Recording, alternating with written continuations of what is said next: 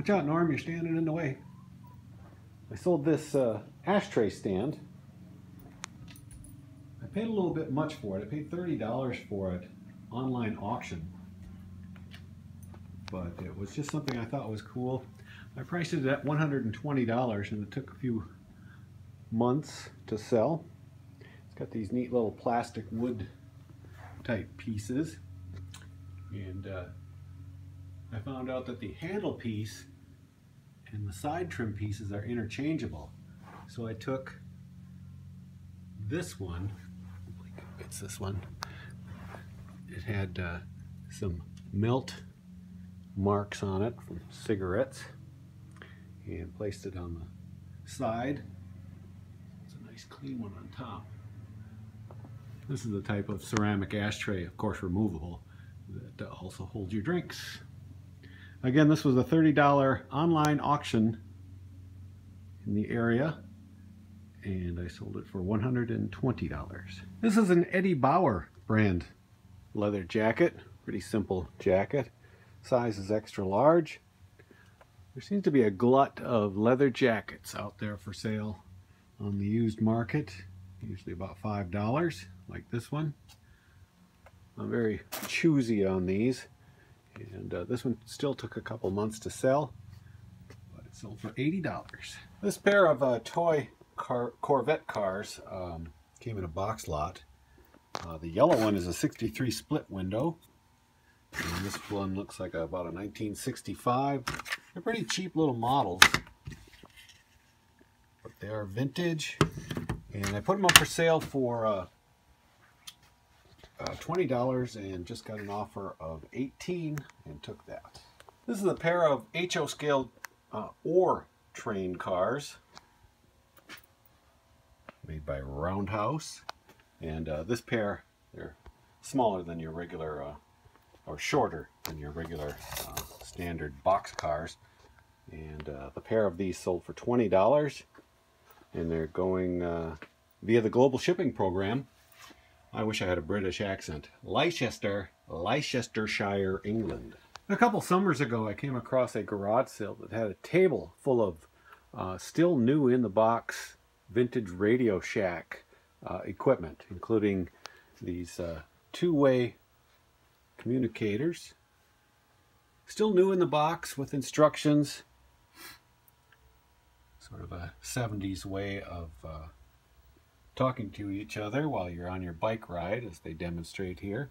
I'm sure there's many other uses for these, which are going to Bogota, Colombia, and these sold for $60. I think I paid $4 for a couple of these, and a lot of other equipment has already sold over the last couple of years, but these have taken quite a while.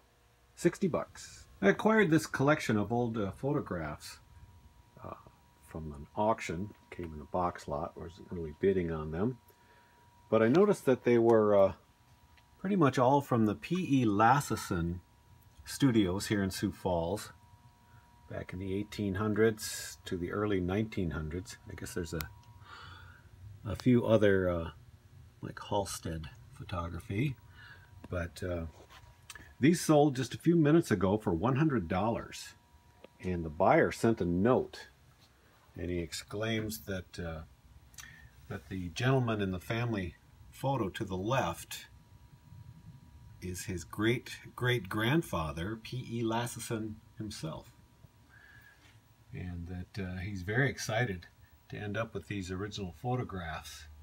He says that I've seen this family photo while visiting Norway, but I never dreamed that I could own it. He wants me to know how much this means to him. So it's kind of neat to uncover some old photographs and find people related to them.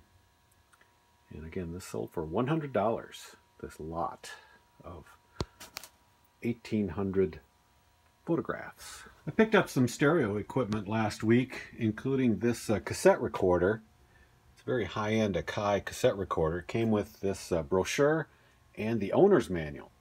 So I put the owner's manual and this brochure up together for, I think I priced them at about $40.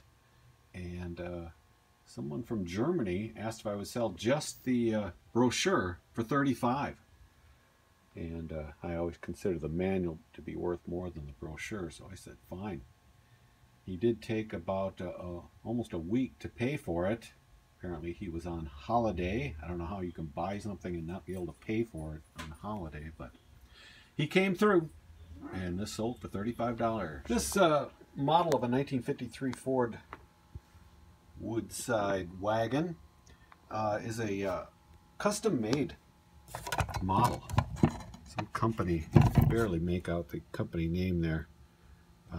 Some guy, Clarence Young, makes these, and through research I found out somewhat of their value. I priced this at about $130, I believe, and after a few months I received an offer of $100 for it, so away it goes. These are reel-to-reel tapes, still new, although they're obviously vintage. They're new in the respect that they're still sealed. And I haven't sold many of these lately, but I think it's seasonal. And this lot of 3, you got original price at $425 on them. These 3 sold for $50. This is a professionally built model of a 1967 Mercury Cyclone. The hood is already packed in a little plastic bag. But as you can see, the fine detail, even the chrome trim has been applied with some, I believe they use a foil, a modeling type of foil. But a very intricate model. And this sold for $150. I had it priced at $180 because it is such a nice one. But it's been up for 6 months probably. I bought several of these U.S. Marshal patches from the state of South Dakota at a garage sale last year, along with a keychain and some other paraphernalia related to the U.S. Marshal. And I've sold a few, and this patch sold for $20. There are valuable books out there in the wild. This one with the bland title of Initiation into Hermetics, with the subtitle A Practice of Magic. This is an original edition of this book. I knew nothing of it. Did some research, saw that some of these have sold for $500. I priced this at $800, and after 6 months and fielding a number of questions such as, did you read the book? No, I did not. And it sold for $600 to Ricardo in Houston, Texas. This is a small vintage hot rod magazine, actually a special edition for custom headlights and fenders. I've got quite a few of these vintage hot rod magazines, car magazines, and also a bunch of boxes of train magazines. I haven't gotten around to doing anything. This one looked pretty interesting. I put it up for $13, and it took about 2 months to sell. A little bit of a small fry here. This was sold for $20. It's a West Clocks alarm clock, baby blue. Very nice. One of those times I just couldn't resist turning a quarter into $20. Well, the snow's all melted, but got a little bit of flooding here. We'll be taking that trail.